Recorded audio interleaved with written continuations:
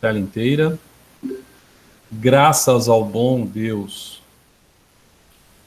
funcionou. Na verdade, eu tive que reinstalar um sistema operacional inteiro, novo, Linux, semana passada. Foi semana passada? Acho que foi semana passada. Por causa dos pau que estava dando no meu. Mas agora parece que a coisa está mais ou menos estável. Muito bem. Tá gravando, tá? Não, o que eu tinha feito o comentário é o seguinte: nós temos aqui 5 pessoas, né? Comigo são 6. E existem 26 pessoas convidadas, matriculadas na disciplina, né? Então, eu acho que a gravação, por um lado, ela ajuda o aluno que se esforça. E acho que ela não adianta nada para o aluno que não se esforça. Então, estou pensando seriamente se eu vou manter a gravação para o próximo semestre, partindo do pressuposto que, apesar de, provavelmente, a gente vai continuar nesse processo pandêmico, as aulas vão continuar sendo remotas, só que as aulas, elas são um compromisso entre o docente e o aluno, né? E esse compromisso tem que ser priorizado. Da minha parte, não tem como eu não priorizar, né? Basta eu não aparecer, que aí ferrou tudo. É gente reclamando para a ouvidoria para todo lado. Nunca aconteceu, mas enfim. Vamos goró, vai saber. E estava gravando. Bom, enfim. Só que também é um compromisso do aluno. Não é para vocês que eu estou passando esse recado, vocês são frequentes. Na verdade, é um recado para quem for assistir essa gravação, entendeu? Eu não vou mais gravar, não. Acho que esse semestre eu vou continuar por uma questão de honra, né? Afinal de contas, nós temos aí, ó, se vocês observarem no nosso curso, nós temos aqui programados mais 4 aulas práticas para terminar o primeiro semestre de 2020. É isso? É isso, né? Acho que primeiro semestre de 2020. Que é a caracterização de carboidratos, semana que vem, eletroanálise e oxirredução de catecolaminas, eu ainda preciso montar, caracterização de lipídios, biocélulas e combustível, talvez tenha que fazer alterações também, tá? São mais 4 aulas que a gente possui práticas, e estamos nesse âmbito aqui, ó, inibição enzimática. Então, qual que é a ideia dessas aulas, desses encontros de videoconferência? Tentar dirimir dúvidas, tentar ser um pouco mais didático para alguns assuntos, tentar trazer outros exemplos, né? Tentar resgatar mnemonicamente também informação, né? Afinal de contas, o assunto que vocês viram de inibição enzimática, se a gente puxar aqui, ó, eita, olha só, eita, lembra das glicose da vida, as glicose? Eita, carboidratos, ó, tá aqui em cima, foi visto lá em agosto, AVC de 11 de agosto, né? Então, também, esse encontro, ele tem essa intenção também, certo? E, especificamente para hoje, o que eu preparei foi dar uma ilustração, trazer um material um pouco novo também, ilustrar um pouco do que é inibição enzimática, sem utilizar as mesmas ferramentas que estão disponíveis lá na aula de agosto, obviamente, né, lá na teoria passada. E mostrar a importância, e entrar, já que se trata de um encontro para discussão de aula prática, entrar nas dúvidas que vocês têm de aula prática. Essas aulas demonstrativas aqui, as dúvidas acho que são dúvidas mais subliminares, né? Porque trata-se de aulas que são desenvolvidas no laboratório, e você visualiza os fenômenos acontecendo, e obviamente depois eu vou fazer aquelas perguntinhas chatas. Não tem jeito. Que são perguntas baseadas no seguinte atendimento. Você foi à aula prática? Você esteve presente à aula prática, significa você viu a aula prática? Né? Então é uma maneira, então as perguntas podem ser um pouco chatinhas, do tipo, quando a técnica estava com o cabelo virado para a esquerda, já manja aquelas coisas que às vezes você entra, aqueles quizzes para você responder, assim, qual que como é que é? Tem uns negocinhos assim de... Cala a boca. Tem umas coisinhas assim de jogo de um erro, né? Descubra o erro na cena, né? Coisa mais ou menos isso. O tubo 7 ficou verde. Por que ele ficou verde? Aí você tem que entender o processo, né? Que é a aula demonstrativa propriamente dita sendo oferecida para vocês. E a gente tem também a aula que nas últimas 3 semanas a gente está usando o Enzilab. Por que a gente está usando o Enzilab? Porque a gente viu a característica de enzimas, principalmente em relação a pH, concentração do substrato. Catálise enzimática, determinação de KI/MVN. Inibição enzimática, determinação da constante de inibição, que é a proposta que foi dada aqui. Vou fazer download, não, é só puxar de cá. Eu tenho ele aqui, ó. Inibição enzimática. E é a proposta que foi colocada aqui para vocês. E ela, vamos dizer assim, a gente não costuma trabalhar até esse ponto, por exemplo, numa aula prática, porque é muito difícil você reproduzir um ensaio de inibição numa aula prática com perfeição. Quem foi meu aluno já pode ter experimentado, porque nós tentamos fazer isso aí alguns semestres anteriores, no qual cada aluno ou cada dupla de bancada era responsável por um ponto experimental de uma enzima que nem é assim uma enzima do Borogodó. É tipo a enzima da aula demonstrativa aí, que foi a enzima amilase salivar. Então você imagina, se eu sou fumante, toxicômano ou alcoolista, provavelmente a minha amilase salivar vai ser diferente de uma amilase salivar de um abstêmio e não tabagista. Então, é como se tivesse duas enzimas no mesmo território. Mas o EnziLab permite a gente fazer umas brincadeiras. Eu tenho anotado 3 pessoas que tiveram dificuldades com instalação do programa e me solicitaram, inclusive, uma alternativa para isso. Mas eu também verifico que nenhuma das 3 está presente na aula hoje. Então, a partir do pressuposto que está começando a dar certo, né? Começou a dar certo.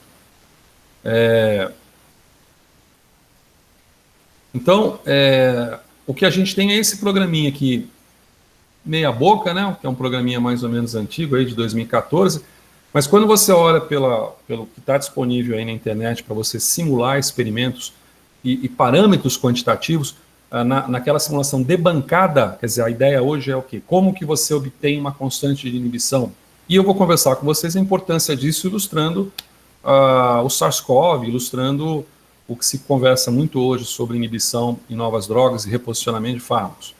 Tá? Mas o que você faria numa bancada para isso? Eu sou professor de bioquímica, então pode ser chato para um químico esse tipo de situação, mas faz parte da disciplina, faz parte da ementa, faz parte do conteúdo disciplinar. Né? E como nós não podemos atender esse experimento em laboratório no momento, e se o pudéssemos, talvez tivéssemos as dificuldades que eu mencionei para vocês, né, como você tem que comprar uma enzima. Cara, enzima é caro pra caramba, a gente já discutiu sobre isso tanto na teoria quanto em aula prática, lá na purificação de enzimas, utilizando um outro software que era o PuriEnzyme, se não me engano, né? PuriEnzyme é o que vem no Android. Ele tem um outro nomezinho lá, agora esqueci, um software de purificação de proteínas. Então é mais complicadinho. Mas são 9h12, vamos parar de enrolar e vamos trabalhar, tá?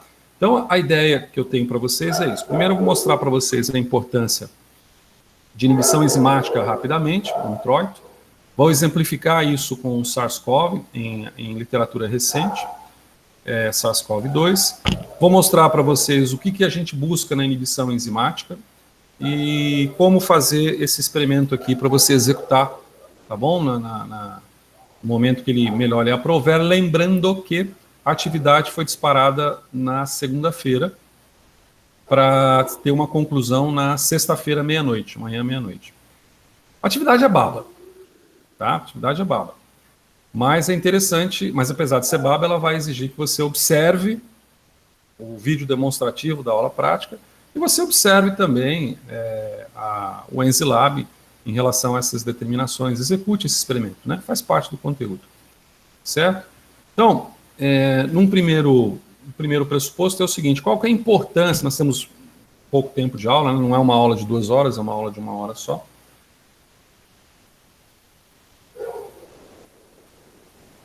Tomei 2 IPA ontem de 350 ml, agora estou tentando tomar chá de boldo com capim-cidreira.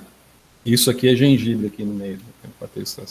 Ficar velho é mais grave. Meu pai que falava, ficar velho é muito ruim. Perde a capacidade de certas absorções gastrointestinais. Se não, vejamos, 2 garrafinhas, 350 ml, é mole? Pô, ficar de ressaca de 2 garrafinhas. Vamos lá. Primeiro, a importância e a ligação disso com o SARS-CoV. Então, eu trouxe aqui um artigo científico para ilustrar para vocês. Tá? Esse artigo científico, ele é de 2020. Tá vendo aqui, ó? 2020, é relativamente novo, né? Apesar de que no mundo da Covid-19... artigo de janeiro de 2021 pode não ser tão novo mais, né? Mas ele é relativamente novo por comparação. E é um artigo que coloca um ensaio determinado lá para ver isso aqui, ó. Descoberta de inibidores para o tratamento potencial. Tratamento, não é aquele negócio de tratamento precoce, não é cloroquina, não é ivermectina, não é anita, né? Não é antibiótico, não é vermífugo, não é antimalárico, é para COVID, é direcionado para COVID. Então, quando a pessoa, por exemplo, já manifesta a doença. Quando a pessoa manifesta a doença, algumas enzimas, como essa aqui, ó, TMPRSS2, que a gente já chegou a comentar outras vezes, que é essa enzimazinha aqui, ela ela é fundamental para a penetração do conteúdo genético, que é um grande RNA, né, que o vírus possui, com auxílio de um receptor de enzima conversora de angiotensina 2, que é esse cara aqui. Pois bem, essa TMPRSS2 é uma das enzimas associadas à penetração do conteúdo genético, mas ela também está associada a outras funções colaterais. Isso, de certa maneira, sugere que se a gente pudesse inibir essa enzima aqui, ó, bloquear essa enzima aqui, a gente conseguiria bloquear a penetração do material genético viral, correto? E aqui existem alguns candidatos, ó. Aqui tem alguns candidatos. Camostat, nafamostat, Gabexat. Na verdade, esse stat é stat mesmo. Esse aqui pode ser em inglês. E esse FOI 250 são candidatos. Candidatos que poderiam inibir. Então, quando se faz uma pesquisa dessa natureza, e aí eu quero chamar atenção para isso, veja a importância. A gente está falando de reposicionamento de fármaco, a gente está falando de novos inibidores, novas drogas. Isso tem tudo a ver com esse conteúdo disciplinar de cinética enzimática e inibição enzimática. O que se busca quando se estuda isso? Se a gente observar aqui só no abstract, vocês devem estar enxergando o abstract, porque ele está grandão, né? Eu pelo menos estou enxergando. Você vê que aparece aqui, ó, olha só, um tal de C50, ó, e C50, e C50. Acho que nós já comentamos esses IC50 aqui na parte teórica, não me recordo direito, mas a ideia por detrás e se eu estiver falando... Professor, se eu falei semana passada, você já me corta, aí já fala, professor, pô, tá? Mas a ideia rápida desse processo é que... Deixa eu ver aqui, deixa eu pegar a minha tauba, tauba digitalizadora. Vamos ver se a minha tauba vai funcionar agora. Esqueci de ligar a bichinha. Deixa eu ver. Ah, que bom, agora não liga aqui. Muito bem, nesse sentido, vamos usar... este aqui. Caramba, peraí. Ah, esse aqui. Tá funcionando. A tauba agora está funcionando. A ideia de C50 é uma ideia bastante clássica. Só ver aqui, beleza. É uma ideia bastante clássica, na qual... Isso aqui é VC, né? Então isso aqui é VC. Ah, tá. Já sei o que acontece. Toda vez que eu ligo o software, mas não instalo primeiro a placa, ela não vai. Eu preciso primeiro botar a placa, a tábua, né, digitalizadora, para depois abrir o software dela. Essa aqui é a VC do nosso querido e amado dia 18, pós-carnaval. Carnaval, hein? Ei, carnaval bom, hein? Nossa Senhora! 18 de novembro. Que novembro, velho? 18 de fevereiro.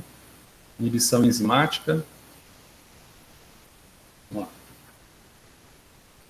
Inibição enzimática. Tá? A ideia do IC50, como um parâmetro, que a gente está ilustrando, acho que alguns de vocês sabem exatamente o que é. Nada mais nada é do que você colocar uma dose aqui, ó, de um determinado fármaco, que pode ser um fármaco legal, ou pode ser um fármaco, não é que é ilegal, mas um fármaco maldoso. Você pode colocar como dose aqui um antihipertensivo, pode colocar um anti-hipercolesterolêmico, você pode colocar aqui um antibiótico, mas você pode colocar aqui chumbo, cádmio, pode colocar aqui um veneno, um xenobiótico, entendeu? E aí aqui você tem uma resposta. Então, a resposta. Independente dessa resposta, quer dizer, se você colocou lá um fármaco, de repente essa resposta pode ser número de animais tratados positivamente. Você colocou um antibiótico, pode ser de repente número de colônias de bactérias que senesceram, vieram a morrer lá no tubo de ensaio, na placa de cultura de Petri. Ou então, se você colocar lá concentração de uma determinada substância, e a resposta pode ser a leitura do fluorímetro, a leitura de absorção molecular, ou uma leitura quantitativa que você obtém. Tá? Ou você coloca lá um xenobiótico qualquer, a resposta vai ser a morte das plantas de cultivo. Então, essa curva de dose-resposta é um clássico, você tem softwares e mais softwares que analisam, e ela parte do seguinte pressuposto, que no início a sua resposta pode ser, por exemplo, se essa resposta aqui for, essa resposta pode ser, por exemplo, atividade de uma enzima. Atividade de uma enzima, por que não? Né? E essa atividade, vocês viram, você pode avaliar essa atividade como velocidade máxima. Os caras fazem muito isso, eles avaliam dentro desse eixo de ordenadas como sendo, por exemplo, CACAT, que é a velocidade máxima pela concentração de enzima. O que se espera é que se isso aqui tratasse, por exemplo, de um inibidor, se esse aqui for um inibidor, controlando o horário aqui para a gente ter aí pelo menos 20 minutos de discussão da aula prática, né, de inibidor, o que deve acontecer, vou começar a colorir aqui, ó, o que deve acontecer é que no início você vai ter uma atividade com baixas concentrações que é elevada, e à medida que você aumenta a dose, essa atividade da enzima, ela vai ser inibida, ela vai tender a cair até chegar num patamar mínimo, que é praticamente o zero dessa enzima. Então, com isso, você constrói aqui uma curva de comportamento que pode ser tratada linearmente ou não, ou seja, não linearmente, né, com algoritmos não lineares, para você achar o que se chama de IC50 aqui no caso. Então, esse IC50 aqui, ele é lido como concentração inibitória, a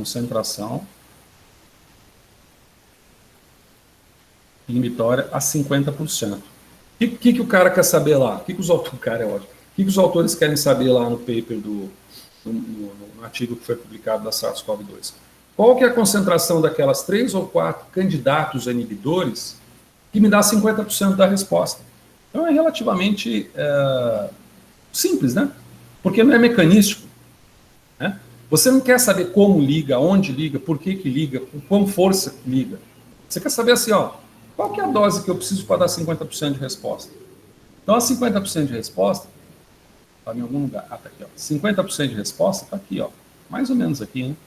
Aqui seria 100% da resposta, aqui seria 50% da resposta. Então, se você agora projetar ao eixo da abscissa, isso aqui vai ser o seu IC50. Tá bem? Então, isso é bem interessante. Ele os screenings que se fazem, ou seja, os testes de varredura que se fazem para novos fármacos, o que inclui aí o SARS-CoV e inibidores correlatos, para dengue, para chikungunya, você imaginar, são feitos assim, quer dizer, você determina essa concentração e o sujeito aqui, no caso, determinou. Se a gente observar os resultados aqui, ó, vamos direto para cá, ó, resultados e discussão. Veja, você tem essas curvinhas aqui, tá? Então você vê aqui, vou aumentar aqui um pouquinho, ó, você tem camostat, que seria um inibidor, esse FOI não sei das quantas, esse nafamostat. Esqueci, é até interessante mencionar isso aqui, deixar isso aqui claro aqui, que normalmente esse eixo aqui, ele é um eixo colocado como log de dose. Então, vamos colocar como dose, mas também pode ser log de dose, tá? Como está colocado lá. Por que log de dose? Porque o logaritmo ele comprime essa curva. Se a gente fizer essa curva aqui sem o logaritmo, ela vai começar a descer muito lentamente, vai se arrastar quase que de uma forma linear. Não chega a ser linear, ela é curva linear. Então, para facilitar os estudos, o pessoal faz esse log aqui. É claro que o que está representado aqui também, eu vou te falar, o cara acertou na loteria, porque esses resultados aqui são todos muito redondinhos até demais para o meu gosto, mas são redondinhos. Então você vê que se eu pegar aqui, ó, 50% da atividade, projetar para cá, para esse eixo aqui, ó, eu vou ter um log da concentração desse inibidor. Aí eu tiro o antilogaritmo e vou achar este valorzinho aqui, ó, 6,2 nanomolar. Então, quando você busca uma droga dessa, das três aí, de bater o olho, qual que você acha que seria mais interessante? Qual que você acha que seria mais interessante como uma droga que eu vou lançar no mercado? Pensa aí.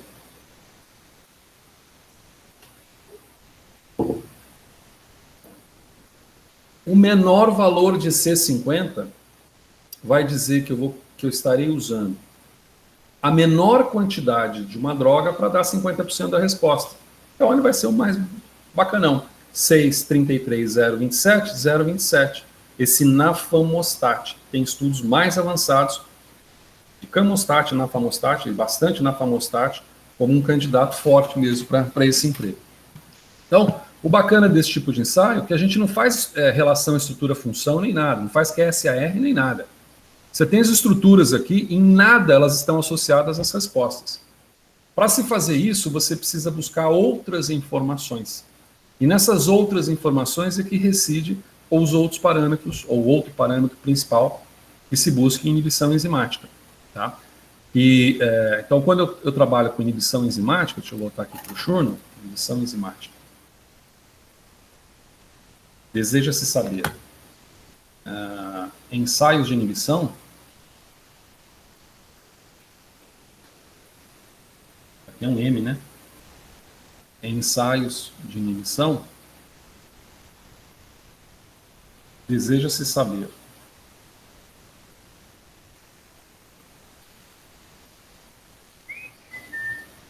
Você quer saber qual a IC50?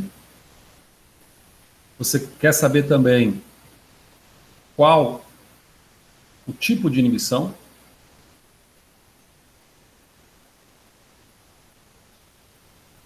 E você quer saber também qual a força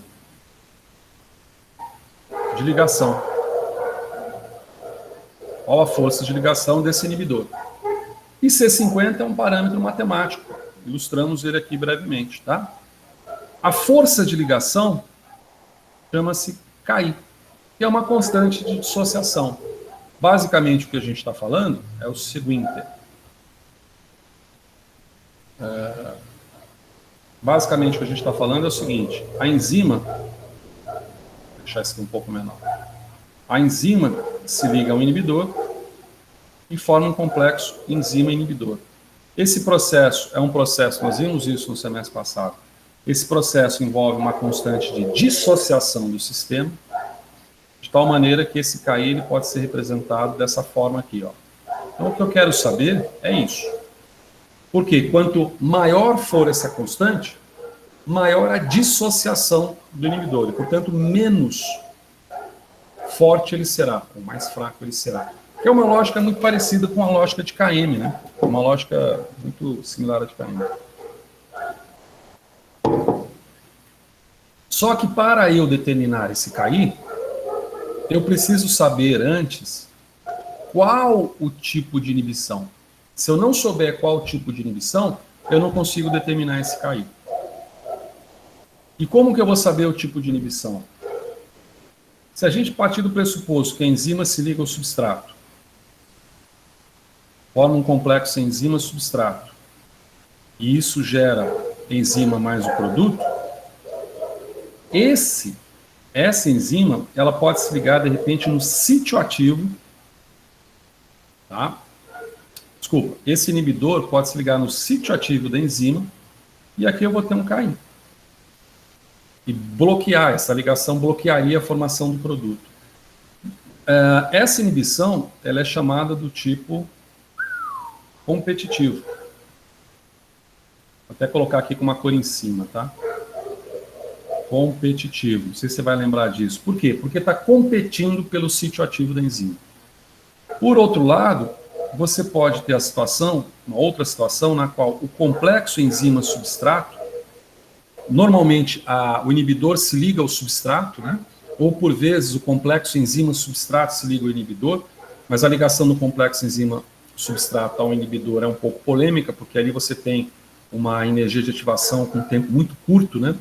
É mais provável que o inibidor encontre o substrato em solução, mas a discussão ainda está em aberto. O que importa é que você forma um complexo enzima-substrato-inibidor. E aqui também tem um KI. Mas esse modelo já é um modelo chamado de incompetitivo. Modelo incompetitivo.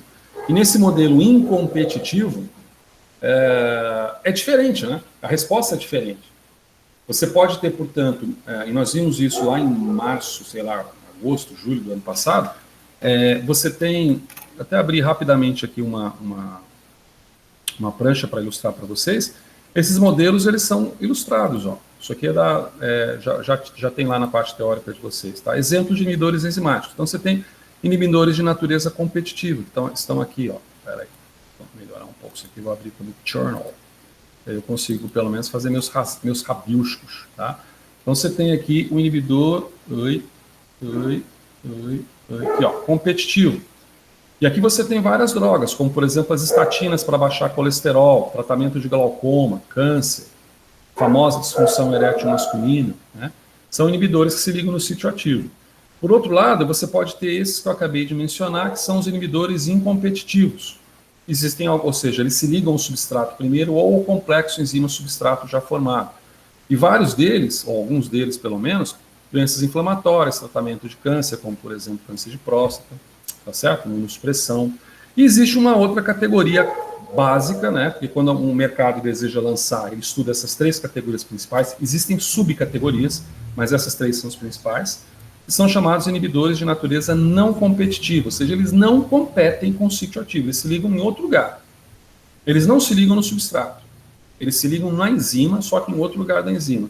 E aí você tem o famoso coquetel anti-HIV, tá? Muito famoso. Você tem, por exemplo, tacrina para a doença de Alzheimer, muito famosa também, e outros tantos, trazodona para depressão, que, apesar de serem menos prováveis, o inibidor não competitivo, ele é menos provável de ter sucesso, por quê?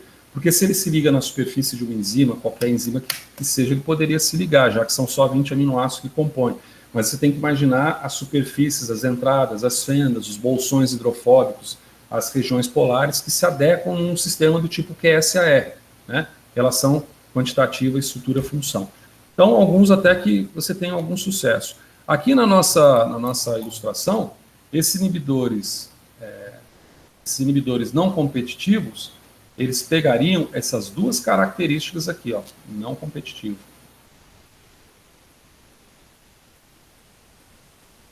Tá? Normalmente pegaria essas duas características aqui. E isso vai dar uma equação de cinética enzimática, que eu não vou deduzir, até porque é uma aula prática, né? Cadê a porcaria? Ah, tá aqui. Eu estou com o sol aqui batendo aqui do lado, então não estou enxergando direito. Eu vou abreviar essa equação aqui para a representação que é interessante para a gente, tá bom? Então, quando você faz, por exemplo, a equação VM, não sei se você vai lembrar disso da semana passada, retrasada, Vmax vezes S sobre Km mais S.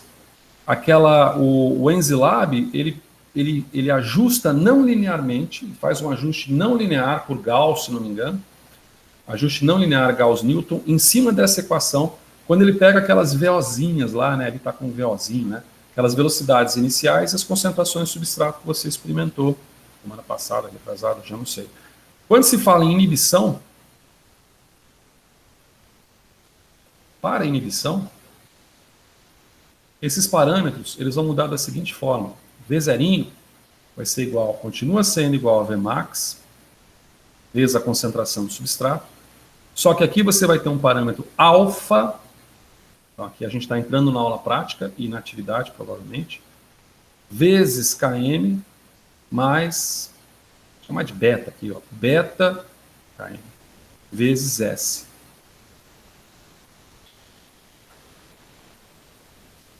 Tá? E a única coisa que muda quando você trabalha com inibição enzimática e sai da equação de Michaelis-Menten,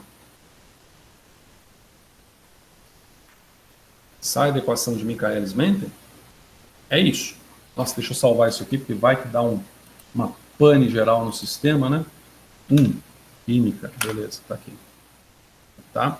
Essa é a mudança desses parâmetros. Eu vou até ilustrar esses parâmetros com uma cor mais chamativa. Um alfa aqui e um beta aqui. E tanto alfa quanto beta, eles podem ter determinadas coisas internas, mas vou colocar assim, alfa ou beta, eles representam 1 mais concentração do inibidor sobre KI. Take a look me now, como diria Phil Collins. Para a prática de inibição enzimática e determinação de KI, você vai utilizar o simulador, você vai obter os parâmetros de KM, VM, que seja, ou você vai fazer a cinética convencional que você fez semana passada, retrasada, né? E, de repente, num determinado momento, aparece aqui, ó, alfa igual a 1 mais I sobre KI. Então, é disso aqui que a gente está falando. Veja que a partir desse... Cadê meu menino? Tá aqui. Veja que a partir do conhecimento desse alfa, eu consigo pescar o valor de KI. Então, eu consigo pescar a força de ligação. E aí eu consigo matar o problema. A força de ligação, como por se tratar de uma constante de dissociação, insistindo, ela quanto menor, mais forte a ligação. Só que ela está diretamente ligada, como está representado aqui, ao tipo, ó, né? Vou ilustrar isso aqui também, chamar atenção aqui, ó, ao tipo de inibição. Então é necessário que eu tenha a pré-condição de saber tratar-se de uma inibição competitiva, incompetitiva ou não competitiva, para que eu possa determinar esse KI. Por quê? Por causa disto aqui, ó.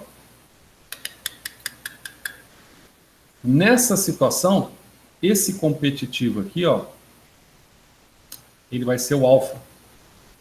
Esse incompetitivo aqui vai ser o beta. E quando ele é não competitivo, normalmente é porque alfa vai ser igual a beta. Então, se você jogar isso nessa equação geral que eu coloquei aqui, você pode ter 3 modelos diferentes. Então, esses 3 modelos gerados serão os seguintes. Vou fazer em amarelinho. Você pode ter o seguinte modelo. V0 vai ser igual a Vmax vezes S sobre alfa Km mais S. Esse é o modelo competitivo. Você pode ter V0 como sendo igual a Vmax vezes S sobre Km mais beta S. Esse vai ser o modelo incompetitivo. E você pode ter o V0 como sendo igual a Vmax vezes S sobre alfa Km mais beta S. Então a equação ela muda ligeiramente. O parâmetro pode ser introduzido ali ou não, a depender do modelo. Tanto é assim que na nossa atividade prática, eu coloquei o seguinte para vocês, olha só. Partindo-se do pressuposto que a inibição é do tipo competitiva. Né?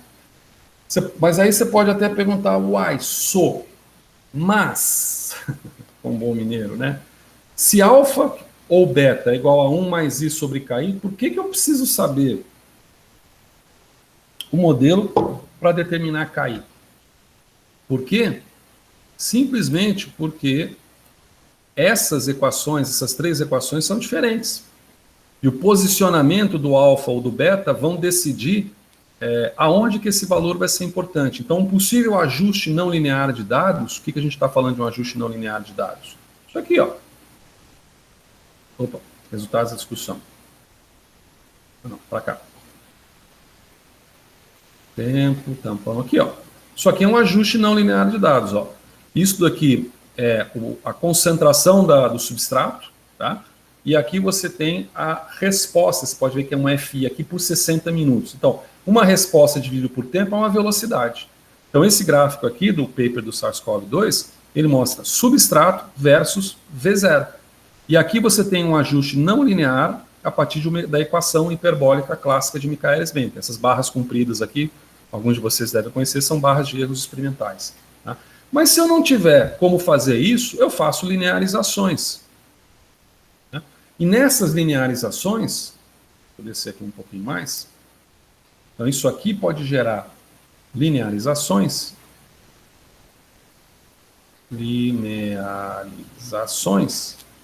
e a mais famosa que a gente pode colocar é o duplo recíproco Lineweaver.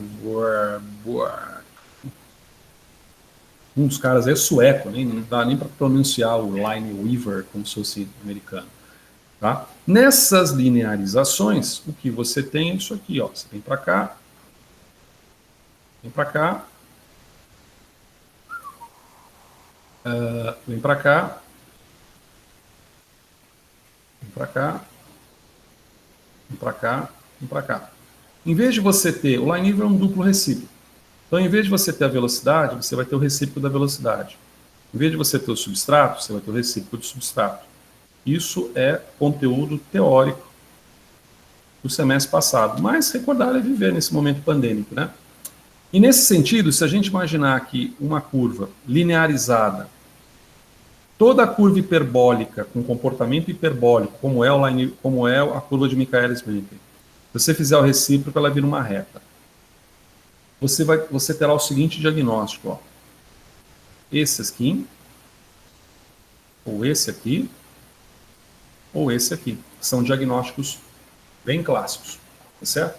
Então esse aqui é um diagnóstico, por exemplo, esse aqui é para o inibidor. Então, essa aqui é uma natureza do inibidor competitivo. Aqui é uma natureza do inibidor não competitivo. E aqui é a natureza do inibidor incompetitivo. Independente dessas naturezas, veja o seguinte. Tá? Se a gente pegar o exemplo do competitivo, vamos pegar só o exemplo do competitivo aqui. Ó. A gente está dizendo o seguinte, na equação, pela equação, 1 sobre V0zinho aqui, ó, vai ser igual a alfa vezes Km sobre Vm, vezes 1 sobre S, e vezes 1 sobre S. Vezes 1 sobre S. Mais 1 sobre Vm. Vmax, né, que eu estou colocando aqui. Ó. Vmax, Vmax. Essa é a equação característica para o competitivo.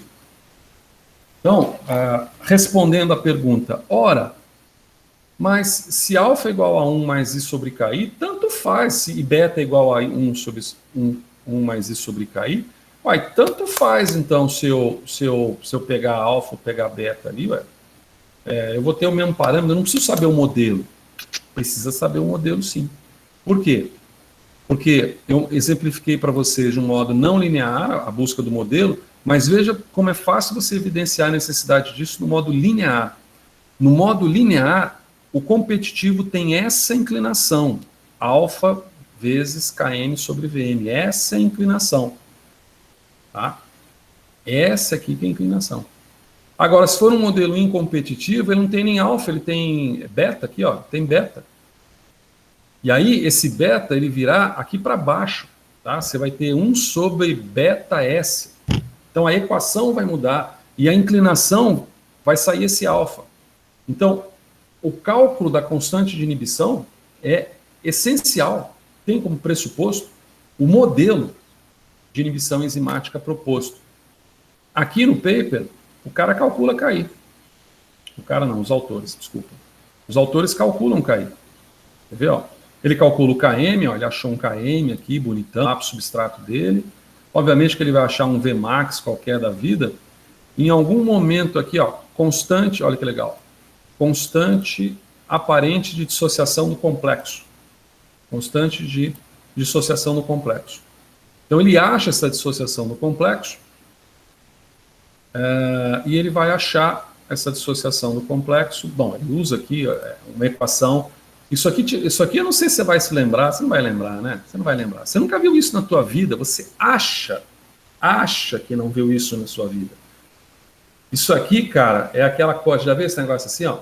A mais ou menos raiz de B ao quadrado menos 4AC dividido por 2A. Se algum dia na tua vida você fez a seguinte pergunta, para que eu vou usar a fórmula de Bhaskara ensinada no ensino médio? Está publicado num artigo de 2020, no meio da pandemia, em que o cara utilizou a fórmula de Bhaskara, ó, arrepiei, cara, ó, arrepiei todo aqui, ó, arrepiei mesmo. Usou a fórmula de Bhaskara para resolver o problema do KI. Então tem outros modelos, isso aqui, portanto, é um modelo de equação de segundo grau, para você resolver o modelo do KI. Tem uma coisa elaborada aqui para resolver, né? E ele acha que um KI, ó, quer ver? Ele acha o KM, papapá, concentração de atividade... Cadê o KI, bichinho? Vou voltar para cá. Aqui, ó. KI aparente, ó. Ele achou que para aquele nosso lá, o... Como é que é? Esse cara aqui, ó, que tem um IC50 mais baixo na Famostat, ele coincidentemente também tem o KI, obviamente, mais baixo. E essa constante de dissociação é um parâmetro termodinâmico. O IC50 não é mecanístico. Você pode pegar lá caranguejos mortos com chumbo na praia. O IC50 do chumbo na praia foi tanto. Ele não é mecanístico. Aqui é mecanístico. A constante é uma constante de dissociação. Portanto, é um parâmetro da termodinâmica clássica. Esse dá mais informações. Esse te permite você calcular condições termodinâmicas, como, por exemplo, variação de entropia da interação, variação de entalpia do sistema. Inclusive, variando a temperatura, você pode detectar que tipo de comportamento está ocorrendo, se a ligação se dá por exclusão de moléculas de água, se a ligação se dá por formação ou desconstrução de ligações de hidrogênio. Pauleira, muito legal, muito legal. É um parâmetro mais mecanístico para isso, tá bem? Aqui no nosso caso, e para ir para o ensaio lá, cadê que tá o lado? Tá aqui, ó. Não, não é esse aqui não, esse aqui eu já vi, já brinquei com ele, sai fora. Quer salvar as mudanças? Não, eu não quero salvar as mudanças, é esse aqui que eu quero. O que se faz são esses ajustes lineares aqui, tá? Mas como que você vai fazer na aula prática? Você vai fazer ajuste linear de alguma coisa? Calma, não vai fazer, não precisa fazer. O que você vai fazer é uma cinética para achar o KM e o VM. Só isso, que você já fez semana passada ou retrasada. Você já fez isso. A diferença é que você vai fazer na presença de inibidor e na ausência de inibidor. Isso é que vai te dar o parâmetro alfa, tá? Agora vejamos, eu falei que ia trazer material novo, como que você ilustra essas curvas malucas que surgem aqui desses duplos recíprocos, tá? Eu vou deixar disponibilizado para vocês essa planilhazinha aqui que eu montei, que são os modelos de inibição. Eu montei para LibreOffice, mas salvei como XLS para você poder usar em Excel. E é uma planilha muito simplesinha, não tinha isso para a aula teórica de vocês. Você pode otimizar a sua tabela. Ah, muito obrigado. Tá? Se a gente pega, por exemplo, então, é simplesinho de mexer. 2 minutos eu explico para você, você pode brincar. Ó. Você tem a curva azul, que é a curva que representa o gráfico direto de Michaelis-Menten, para a enzima sozinha. E em rosa, sei lá o que é isso, na presença do inibidor. Aqui na aba diz inibidor competitivo, você tem para não competitivo, para incompetitivo. Aqui à esquerda em amarelo, você tem os parâmetros que você pode mudar. Tá? E aqui à direita, qual que é o duplo recíproco resultado dessa operação. Então, eu não estou forçando a barra, é isso aqui que surge. Então, por exemplo, se eu pegar, vamos colocar aqui a constante do inibidor, seja, o inibidor é tão forte, e nós vamos diminuir 10 vezes essa constante aqui, ó, de 10 para 1. Não importa a unidade. Olha o que vai acontecer com os gráficos. Olha que legal. Aqui embaixo, a curva de velocidade com o inibidor, ela abaixou ainda mais e distanciou no duplo recíproco mais o que estava entre a curva controle, que é essa azul, e a do inibidor. Mas o intercepto é o mesmo aqui, ó. Tá? Mesma coisa que eu represento aqui para vocês, o intercepto aqui é o mesmo. Agora vamos colocar, se for, por exemplo, uma constante fraca. O inibidor liga fraco, olha só o que acontece. Então você tem as curvas quase se sobrepondo, como também quase vão se sobrepor, vamos dizer assim, ao duplo recíproco. Bem? E no não competitivo, a mesma coisa. Veja que no não competitivo, da mesma maneira que a gente ilustrou aqui, ó, os interceptos eles não atingem, as razões para isso já foram discutidas, pode retomar aulas teóricas lá para cima. Tá? Estou controlando o tempo aqui, mais 11 minutinhos, 12 minutinhos. Veja que essas curvas, elas... Desculpa, o que eu quero dizer? Você tem... Os interceptos não se interceptam. Mesmo se eu colocar um inibidor aqui, porreta, ó, vou colocar um inibidor... Um inibidor porreta não é esse aqui que eu tenho que colocar. Vou colocar uma constante bem baixa, ó, 1. Constante bem baixa para o meu inibidor, para forçar a barra. Do mesmo jeito, ó, eu não consigo obter interceptos iguais, porque as velocidades máximas são diferentes, já que o intercepto nada mais é do que, como está representado aqui, o recíproco da velocidade máxima. Esse é o intercepto. E da mesma forma, o incompetitivo, que para mim é um dos mais chiques que existem em termos, inclusive na indústria de produção de novos medicamentos, é o mais difícil de se conseguir, porque você tem que fazer uma droga que tenha complementaridade, ela tem que ter basicamente um QSAR com o substrato e esse conjunto com a enzima, né?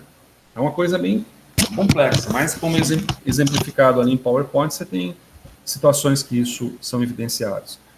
O chique é essa paralela, esse paralelismo. Se eu, por exemplo, mudar agora esse KI para 5 em vez de 100, olha só, continuam paralelas. Né? E esse paralelismo me indica que a relação, né, de Km e Vm, que é a inclinação da reta, ela não se altera. Então, é uma compensação de Km e da velocidade máxima inclusa. Essa é uma maneira que você pode brincar, mudando os parâmetros ali para estudar, don't save. E tem uma outra bonitinha, que é de um software que você não precisa ter instalado no seu computador, mas alguns de vocês já devem ter ouvido falar, que é o Mathematica. Tá?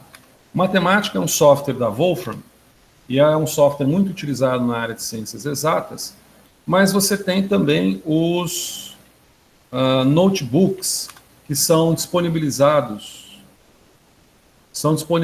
gratuitamente depois que você instala um pequeno aplicativo para você poder utilizar gratuitamente no computador.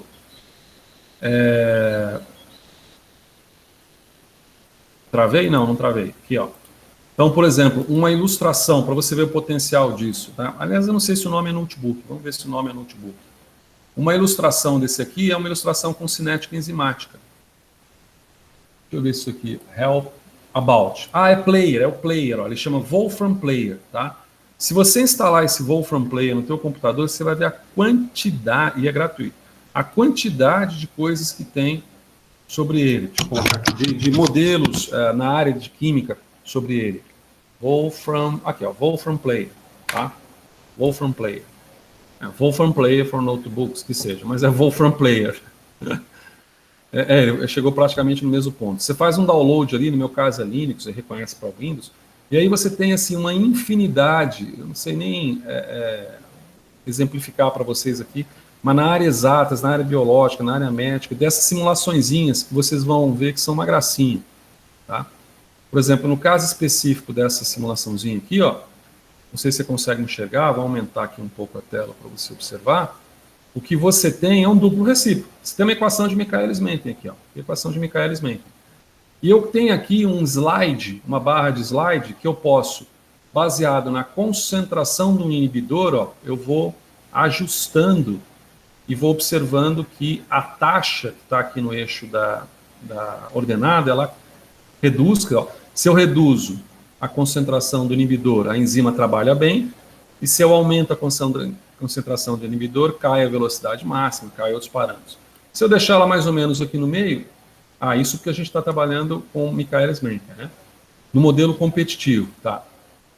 Olainiver-Burke, isso aqui é mais legal. Se o intercepto é o mesmo, não importa a concentração que eu varie, né? Mas veja que à medida que eu aumento a concentração de inibidor, inibe mais o sistema, e essa reta do duplo recíproco do inibidor, ela vai se distanciando. Da mesma maneira como a gente ilustrou ali no XLS, né, no Excel. No modelo não competitivo, existe um intercepto, até esqueci de mencionar para vocês, mas ele se dá no eixo da abscissa. Aí é outro papo. Mas é da mesma forma, quando eu tenho nada de inibidor, eu não tenho nada de variação desses interceptos. À medida que eu vou aumentando a concentração do inibidor, o comportamento da enzima vai se distanciando, vai aumentando essa inclinação. Essa inclinação é Km sobre Vm, só que multiplicada por um determinado fator ali, que é o fator computado na presença do inibidor. E o incompetitivo é o bacanão, né? Retas paralelas. Você pode brincar com isso daqui.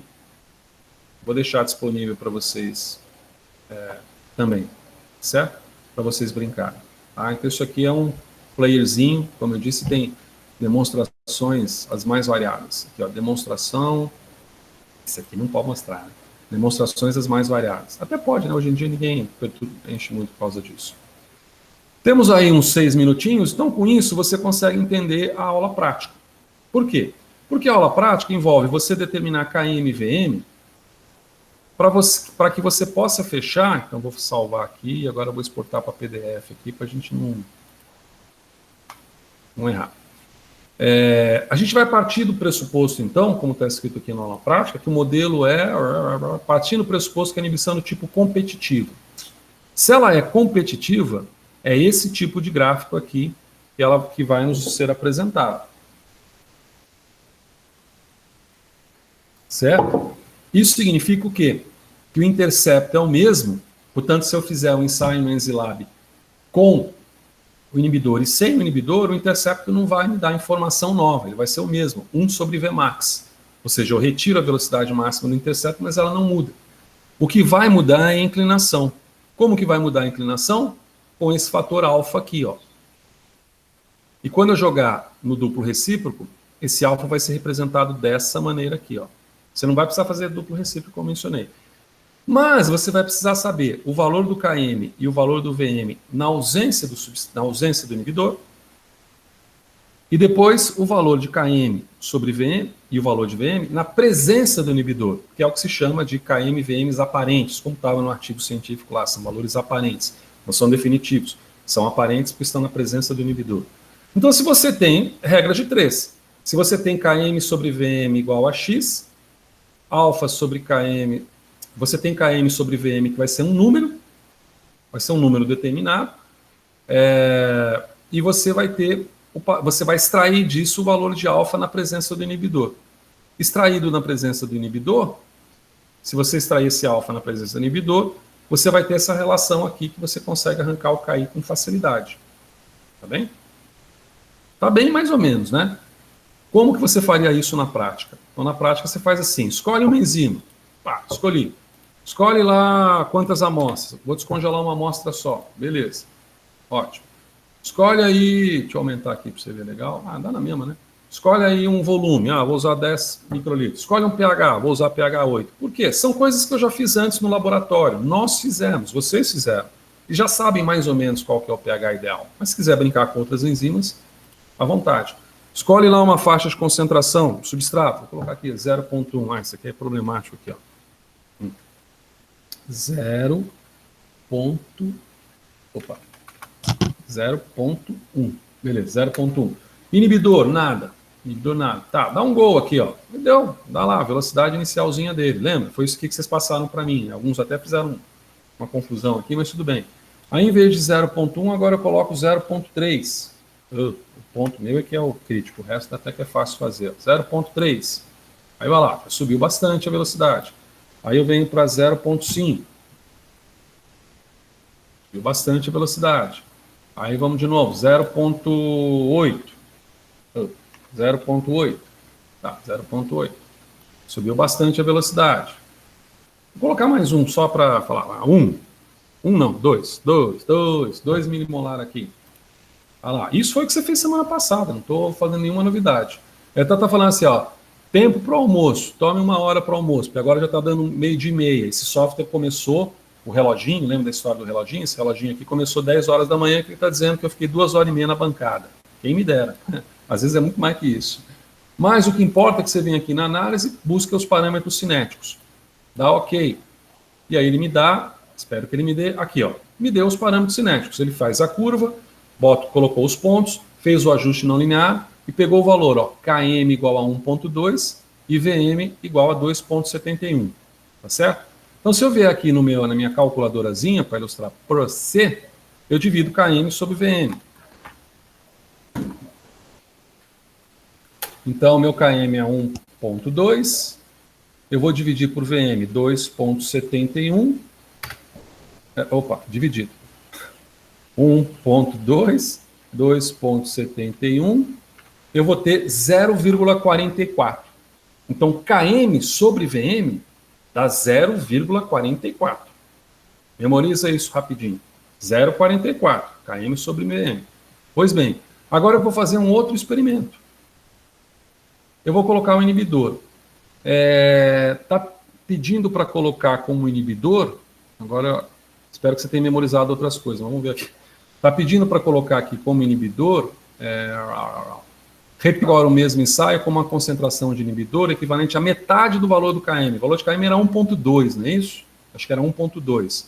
Então você vai fazer como 0,6, né? Metade. Então, não precisa ser exatidão, assim, não precisa ser perfeito assim, não. Aí você vai usar, pode usar as mesmas quantidades, o ideal seria que você utilizasse as mesmas quantidades. Então, vamos lá, 0,1. Agora estamos usando o inibidor, eu coloquei o inibidor lá embaixo. Muito devagar, olha, já não conseguiu. Opa, já não conseguiu. Então, vamos tentar um 0,5, tá vendo? Nem sempre você vai conseguir reproduzir com as mesmas concentrações. Por quê? Porque você colocou o inibidor agora. Agora ele conseguiu alguma coisa. Tá? Conseguiu, 0,5. Vamos passar agora para 0,8. Vamos passar agora para 1. Tudo na presença desse 0,6 milimolar aí. Vamos passar agora para 1,3. Opa, 1,3. Vamos lá, 1,3. Vamos passar agora mais um lá, 1,5.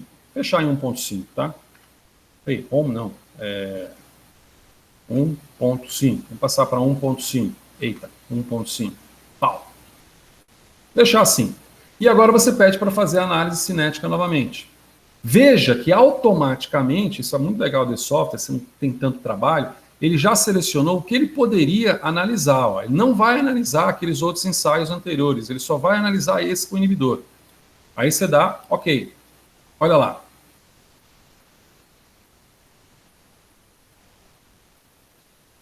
Tá?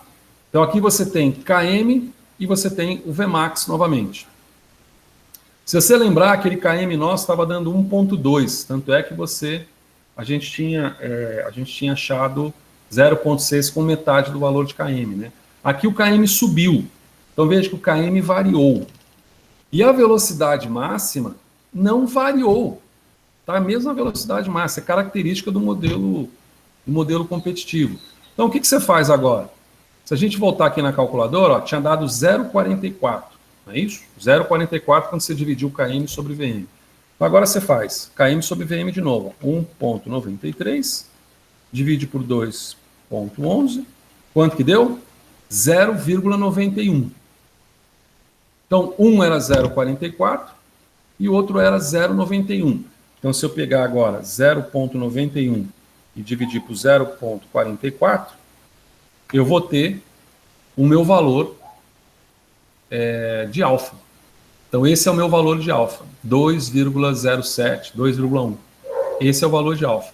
Você divide, se você observar aqui na equação, isso fica mais ou menos claro, né? Quando eu coloco esse alfa aqui com um determinado valor, como 2, como deu lá, esse KM, esse produto fica maior e, por consequência, essa velocidade inicial aqui cai na presença do inibidor.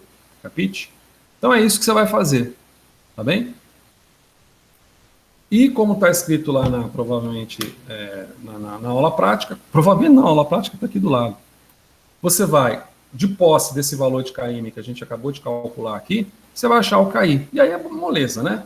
Como é que você acha esse KI aqui? Isso, a concentração do inibidor, 0,6 milimolar, foi isso que a gente utilizou agora, não foi? 0,6 milimolar, concentração do inibidor.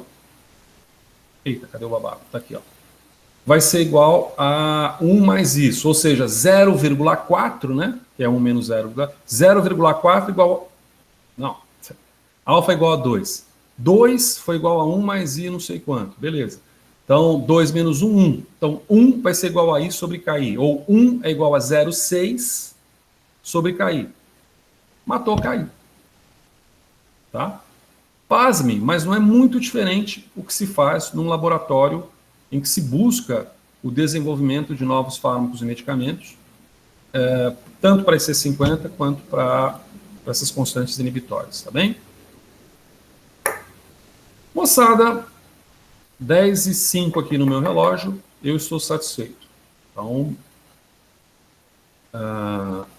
Vou encerrar a gravação nesse momento. Vamos ter a gravação para a gente poder salvar.